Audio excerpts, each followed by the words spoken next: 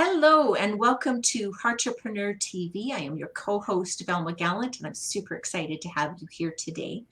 We are shooting live in the Heartrepreneurs with Terry Levine Facebook group. And for those of you who visit us on YouTube, come on over. We would love to have you, and you can hang out with a lot of heart-based business owners. We have a special guest for you today. Her name is Jean Tien. And the topic we're discussing today is discovering the abundance in authenticity. I think it's going to be a really great conversation. Jean is the creator and founder of The Success Method, a proprietary solution to empowering ambitious, successful women to achieve more in life without the hustle. Jean has 20 years experience in corporate, helping other ambitious women climb the corporate ladder. She also loves spending time with her family and in nature. So Jean, welcome to the welcome to the show today. I'm super excited to have you here. I'm super excited to be here. Yay. I love the topic of abundance, and I've been enjoying the conversation around authenticity these days, because to me, and this is just me, authenticity is a really loaded word. I'd love to hear your take on the word authenticity. Yeah, so I agree with you. And I think that authenticity, like you mentioned, Velma, is like a hot topic these days, right? It's a buzzword that's going around. And I think that there's two ways that people are currently using it. And I think really in terms of the way to look at how to use it is really the energy in which we come from when using it. So and the reason I say that is, when I think of authenticity, I think of being true to yourself, really. But in order to be true to yourself, you have to truly understand who you are and what is important to you. So understanding your values, your beliefs, and where they come from too. Mm-hmm. Now, sometimes what I've seen happen, and I think this is almost like it's almost like a symptom of this commercialization of authenticity, is that people tend to use authenticity in a way that enables them, or that they think that it enables them to be a jerk or to be rude to others because that's authentic to them, right? And then I think that there's so many ways we can go with that. Personally, I think when we look at who we truly are to the core, we were never born jerks. Like, babies just aren't born as jerks, And so and in our heart, I think that if we allow ourselves to be vulnerable and to really dig deep into it, we are truly loving individuals. And I think that is at the core of what authenticity is. That's the essence of how I use it. I like what you said. It's how we use it that is important, and how important it is to know who we are, our values, and our beliefs. Like, I know in one of the conversations I had a few months ago, and somebody was talking on the topic of authenticity, and they were talking about it from the perspective of in business, being authentic in business, and I get that. And the problem that I had with authenticity is, to be quite blunt, there are times where I'm not authentic with myself. Yes. There are times where I have lied to myself, where I have, hidden some of the truth of what's going on or how I'm feeling from myself. Yeah. And so that was kind of where I've been not quite feeling the word authentic, and I think some of it does come from the fact that it has become a buzzword. Yeah. And I think we all do that, though. I don't think that I think we strive to be authentic 110% of the times. And I just saw somebody respond, babies are not born jerks. They're not. Sometimes, although I think newborn moms may think that they are, because, they cry in the middle of the night, but no, totally not intended that way. But I think it's a journey, right? To be authentic to ourselves. And then and it's beautiful that you recognize and you're aware of the times when you're not, because then we can go and look at when is it, what was causing us to not be authentic, to not be aligned with our beliefs, and to do the things that, we wouldn't normally consider authentic to us. Mm-hmm. Yeah.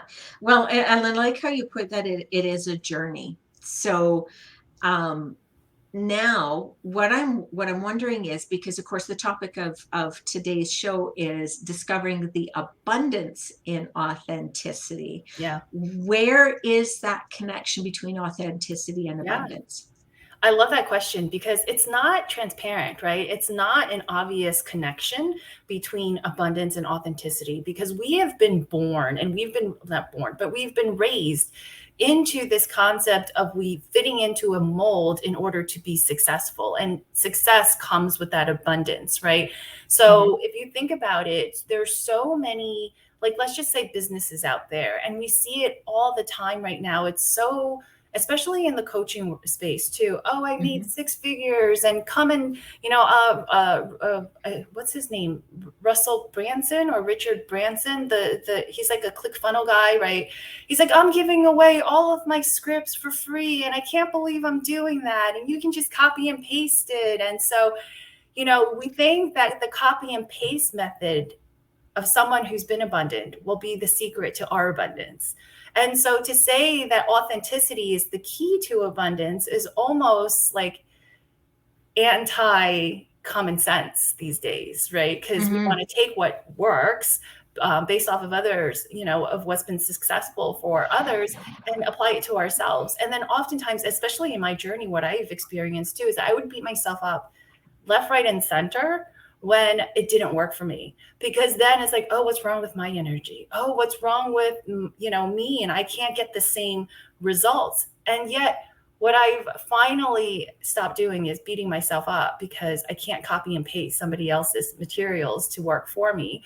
But what I've actually discovered is that the authenticity is what leads to my abundance.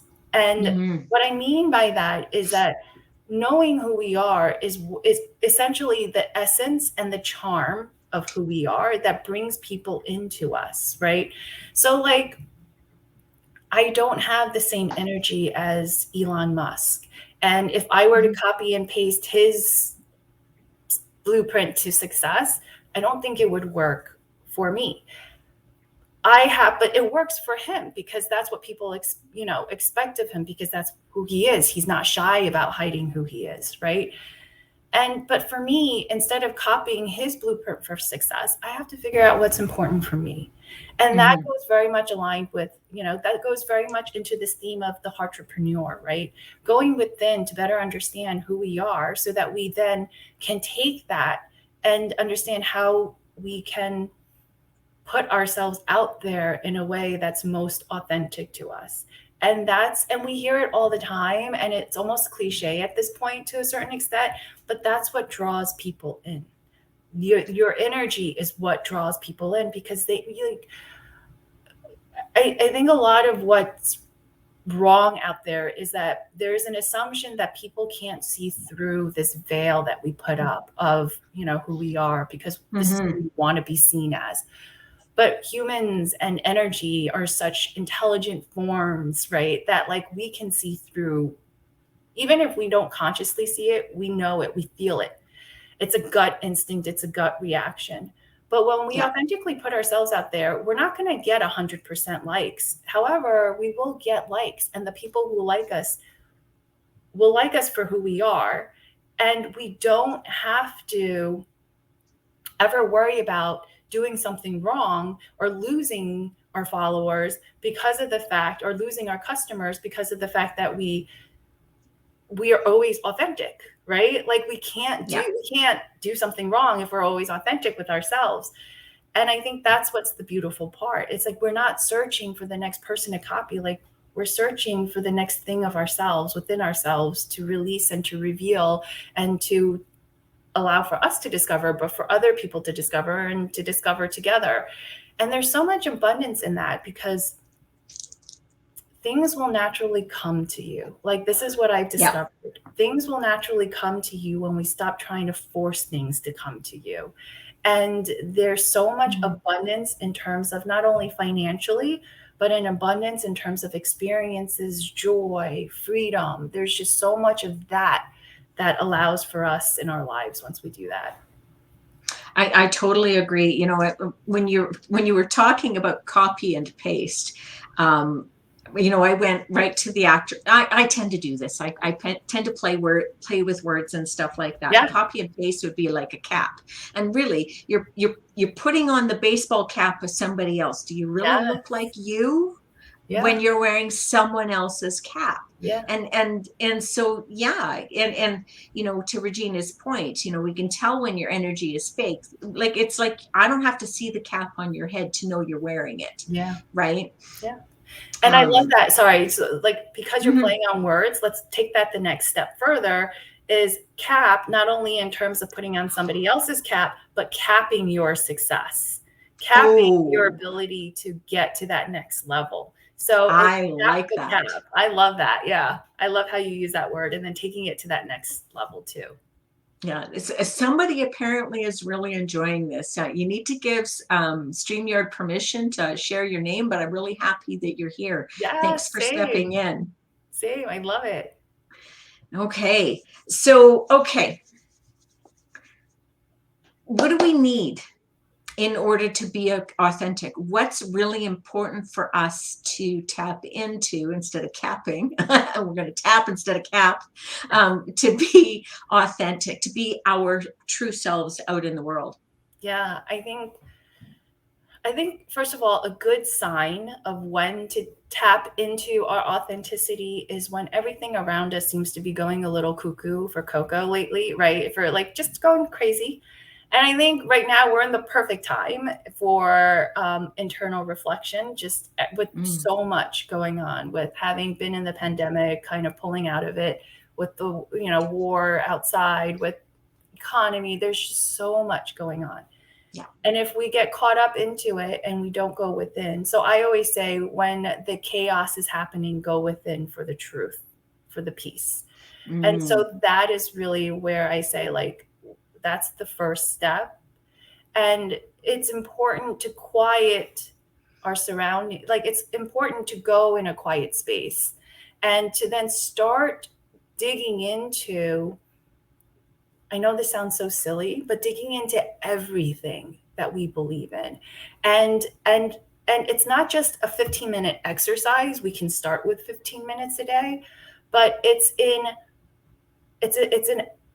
like an everyday, every minute type of exercise, every thought, every word type of exercise. So let's say, for example, somebody here listens to this interview and they say, I do not agree with her whatsoever. And that's perfectly okay.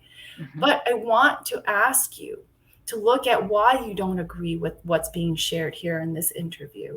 And where did this, and if it's because it's against your belief, perfectly great too. It's perfectly awesome, because now we've like dug down to the next level. So your belief is this. And so now I want to ask you then to take that to the next level. Where did this belief come from? And then take that down to the next level. Well, where did that belief come from? Like, where did this, so let's say, for example, this belief, and oftentimes I'm going to use religion because, we grew up with a lot of like beliefs with, around that. So let's say this belief contradicts what you were shared or the beliefs that were taught in church. Okay, great. But then where did the church get these beliefs? And where did that come from? And where did that come from? Go to a point where you can finally say, like, okay, you know what? I'm comfortable with the source of this, and I agree or I disagree. I understand that this is where it came from. Here's the feelings that I have on it. Here's how I'm validating it, and that's good. Now, let's say, for example, you go down and you research it, because sometimes we have to research, right? You research it, you're like, oh, I didn't realize that this was an evolution of a belief that was now being shared. So I'll give you an example, totally not church related, but I was actually doing research because I'm working on a book, but we're doing research about the color association of boys versus girls when we were first born. So in the hospitals today, if you're a girl, you get assigned pink booties. And then if you're a boy, you get assigned blue booties, right? And so I wanted to better understand, where did this color association come from? Why did girls get pink and why did boys get blue? So in the 1918, okay, this all started in the 19th century. In 1918, there was actually a reverse. So there was this general concept, general guidance that pink should be for boys because of the fact that pink was a very decided and bold color. It was a strong color. This was pink. And then girls should get the other color, blue. Then in the 1940s, retailers and manufacturers decided that they're going to flip it. That pink is more feminine and girly, so it should actually be, assigned to girls, and then the other side should get, assigned to blue. And then so this is where I mean by like, where did that information come from? Where did the beliefs come from? Because Mm-hmm. you see, like who actually ultimately decided blue or girl for pink, And then if you say like, okay, I get it. So there really is no legit one source or legitimate source for the Mm-hmm. information that you have or the belief that you have, then ask yourself the question of, do I still believe this? Does it still align with me? And if so, great, take it on. And then, but keep it in the back and continue to reassess it. But if it doesn't, then look at it and say, like, well, what is it that aligns with me today? Right. Right. I like that. And Regina says, what made them decide that pink Yeah, was more girly, right? Like, okay, so it's more feminine. Who says so? exactly. Who said that, right? And then, but if you say it and you're like, yeah, I think pink is more of a feminine color and I love pink and I use that and associate that with femininity, then go for it. There's nothing wrong Mm-hmm. with it.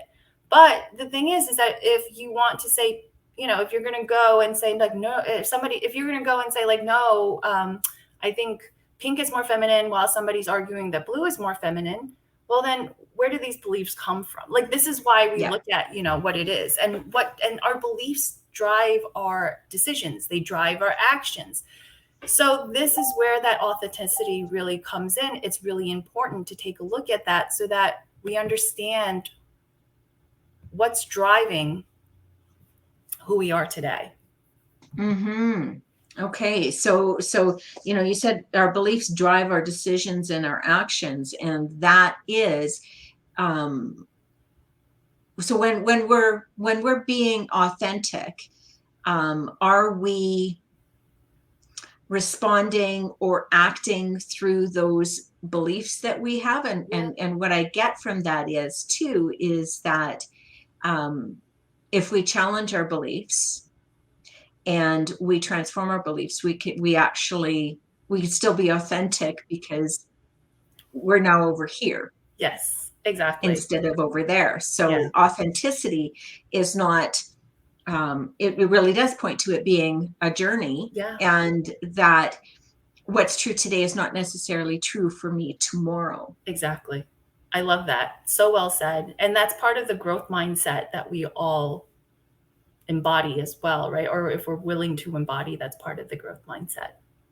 Absolutely. Okay. So we've talked a lot about, authenticity being the journey, authenticity being, how we use the term authenticity. What's our energy? What are our values? What are beliefs? We don't want to copy and paste and And cap. kept it. Don't want to cap our abundance by copying pasting the world into our lives. So how do we take this? How do we take what we've been talking about and apply that in our business? What are the important things we need to pay attention to? Yeah. So to pay attention to, I think first and foremost, shining object syndrome is what is that? I can't think of the word, but shiny object syndrome is just we want to be careful when we're trying to run an Mhm. authentic business. We want to be careful of shiny object syndrome, especially for those who haven't reached their goals yet, right? Like, oh, because we Mm, get so caught into, oh, this person made 6 figures, that person made 7 figures, and then if we haven't made it yet, we're then, it's kind of like the carrot, like, oh, maybe I should do that instead. And maybe you can do that instead. But then when you're looking at it, we want to be really thoughtful about the fact, like, does this align with you? Does this align with what it is that you're looking to serve and who you're looking to serve and how you're looking to serve in your business, right? Because it's not, and then at the end of the day too, is that yes, money is important, but is money the only thing that when we're, and as entrepreneurs, is money the only thing that we're measuring our success against at this point in time, right? And I think we like being in this group and having listened to Terry long enough, and also being focused on the heart space, it's that we know that the money will follow as long as we're focused within our heart, right? Like we're doing what we love to do, we're doing something that drives us, that serves others. I think that money will come. Now in terms of the business, the authenticity aspect is really just looking at what works for others, and then deciding if it would work for you. And then also like not to be, and one thing that I've really, sorry, I know like I'm kind of spazzing out right now, but it's like I'm trying to figure out how is the best way to say this. One thing that I want to say to all the entrepreneurs out there is that do not be afraid of creating something new. And if it doesn't exist, it's not because it's been tried and true that it won't work. And even if it's been tried and true that it hasn't worked, it doesn't mean it won't work for you. Does that make sense? Because we each add our own individual uniqueness to it. Maybe like the world wasn't ready for it in the past, but it could be ready for it today. But I think oftentimes with authenticity, because we haven't seen it out there, we don't have the validation that it works. And then we start to question, will it work? And then we're like, well, maybe we shouldn't do that. Or maybe I should try this instead. Right. So I think there's two things. If it doesn't feel right, don't do it. Go with what feels right for you, even though it may have worked for somebody else and it may have, been right for the other person. But number two, don't be afraid to create, because I think that's really what is so important about the space that we have today as a entrepreneur, is that we get to create and we get to bring that into the world, and we get to show others how to do that, and that is possible as well. I love that. So you brought up shiny object syndrome, which I think is really important, because I think shiny object syndrome, SOS, is part of the copy and paste society. Yes. I love these acronyms. We got to put in like the list of acronyms we want to avoid as a entrepreneur. CAP, SOS. I mean, and it all, like, if you think about it, SOS, help, right? Like, there's so many meanings to it. Exactly. And so you talked about with the shiny object syndrome, is it aligning with you? Questioning, how are we measuring our success? Because I remember doing an interview 10 plus years ago where we were speaking about the context of money. What does money do for you? And for some people, it's nurturing their home and being able to entertain. For others, it's traveling. And I think that's kind of the same thing that we're talking about here. What's the context behind what it is that you're doing? What is it that you're wanting to go out into the world, and what is it you're wanting to receive back from the world?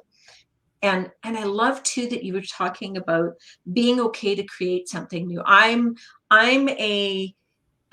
love cooking, and I do the recipe the same, like the way it's in the book or on Google, the way it's in there the first time, unless of course I don't have the ingredients, but I'm always going in there and I'm experimenting, and what ends up coming out the other side can be something new. So it's okay to look at a shiny object, pull what you're connecting to into it, and still make sure that make it your own. Yeah, that there's still a whole lot of you in that mix too. I love it. I love that. That makes a whole lot of sense. And I think I think we're so afraid. We've been so conditioned to be afraid of making mistakes. Mm. Right. And I think to truly be authentic, the mistakes are just part of the journey of reaching our authenticity. And the mistakes will never stop. I think that's just a part of life. Because even once we think we've mastered something, then we take it to that next level, the mistakes will start again. Like, we're going to need to make the mistakes. And so I think that authenticity aspect in terms of business, in terms of personal life, it all comes with a trial and error process. Mm. I like that. I like that because I think it's really important. I like how you were talking about we're conditioned around making mistakes Yeah. because and there's beliefs in your there, like if I make a mistake, then what? Yes. Right? And if and what are you making it mean when you make a mistake? Like there's so many beautiful places to explore and what if we brought those mistakes into the journey rather than trying to avoid them? I know again, it was about 15 years ago. I had done a Toastmasters competition, and my speech was around perfection. Perfect. It was a little bit fun because I don't know if many people know, but when you're in a competition inside of Toastmasters, you say the name of the speech, the name of the speaker, the name of the speaker, the name of the speech. So it was really fun because I went Velma Gallant or perfect, Velma Gallant, Velma Gallant, perfect, right? So I had a little bit of fun with that. But Yeah. the context behind it was that if you want to be perfect, you can't move. It's boring, I agree. right? And is that the life that you want? Do you want to be so frozen in your life being afraid of making a mistake Yeah. that you don't get to move, you don't have fun, you Yeah. don't get to put out that uh fun vibe into your life? Yeah. How do you step into success if you can't move? Exactly. No, I love it. And then, as you were talking, what I also thought of too is, like, large corporations have research and development, like huge research and development budgets, and they have huge research and development teams that are literally there to make mistakes, right? They go Ooh. through different like recipes, and they trial different things, and they put things together, and they're like, nah, it doesn't work. They have focus groups, they have this, they have that. It's all to make mistakes until they finally get to a point where they're comfortable with the product that they have. And so if large Fortune 500 companies are known to make mistakes, then who are we as entrepreneurs to say, like, we gotta be perfect? No, we gotta be perfect. They're paying money to make mistakes. Yeah. Yeah, exactly. So the next time you make an investment and it doesn't go your way, it's like, all right, that was my R&D. That was the money that I've invested to make a mistake and be okay. And that's part of it. R&D rad. Totally rad. I love that. Awesome. I have loved this conversation. We've touched on a lot of really fun ways to look at authenticity, to look at abundance.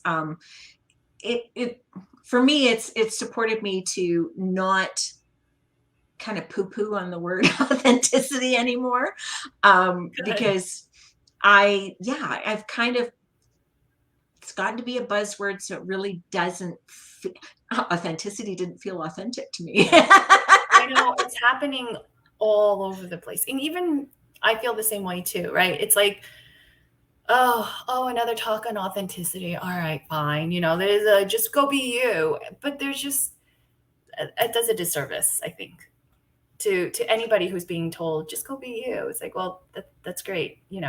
People are like in their whatever years old. It's not like we're 2 years old and we're being told to go be us. We're in our adult stage. It's like, okay, so what does that mean? And but I think that when we really look at it's so liberating when we can literally just allow ourselves to be us. Yes, I like that. I like that too. And it kind of triggered a little thought in me. It's like the me right now, I've never been this me before. Yeah. Yeah. right? So And it's totally rad. Right. Authenticity is a research and development moment. Yes. Oh, I Absolutely. like that. Don't cap your abundance. Be rad. Oh, I love that. That's great. That's going to be my new Awesome. slogan. I have so enjoyed this time with you, Jean. Same. I think this conversation has been fantastic. I look forward to exploring the comments that come in here. Yeah. And for those of you who are out there in YouTube land, come on over. Come on over to Facebook with Terry Levine and hang out with some more heart-based business owners like myself, like Jean, like Terry, and the community is absolutely fantastic. We are over 7,200 people right now and growing, and we'd love to have you here. Thanks again, Jean. It was a brilliant conversation. Thanks for having me. It was so much fun, Velma. Okay. Bye, everyone.